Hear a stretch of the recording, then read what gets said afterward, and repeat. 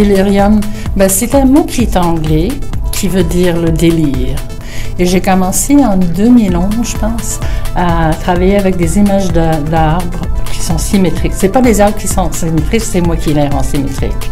Quand je l'ai rendu symétrique, l'arbre est devenu plus comme un personnage ou une créature. Il y avait quelque chose de magique là-dedans. Et pour moi, ma relation avec les arbres était toujours très intime et je trouvais que de le rendre en une espèce de créature ou personnage, ça a comme souligné cette sorte d'intimité avec, entre moi et ce que je chantais entre moi et les arbres.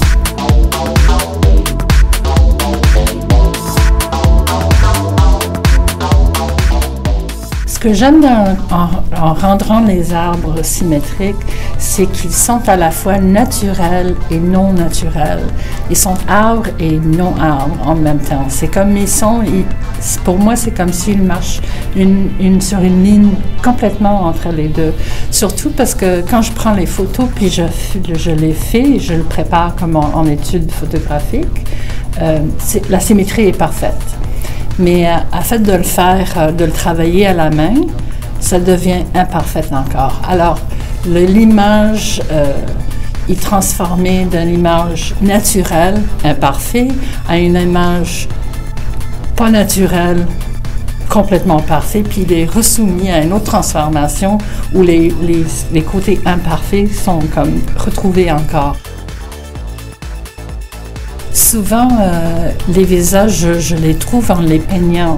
C'est comme, hop, il y a un visage. Et puis, une fois qu'on le voit, c'est difficile de ne pas les voir après ça. Parfois, j'essaie d'enlever les visages qui sont trop forts. Je trouve, non, c'est trop. Alors, je veux vraiment que ça soit entre évident mais mystérieux quand même. Parfois, des gens trouvent des visages que moi, j'en ai pas vu encore. Dès qu'on est capable de lire des émotions dans 2 pointes et 1 ligne, évidemment, on est très on est très préparé pour reconnaître des visages. Alors, c'est naturel qu'on reconnaît des images un peu partout. C'est probablement la première chose qu'on reconnaît dans la vie, c'est des visages.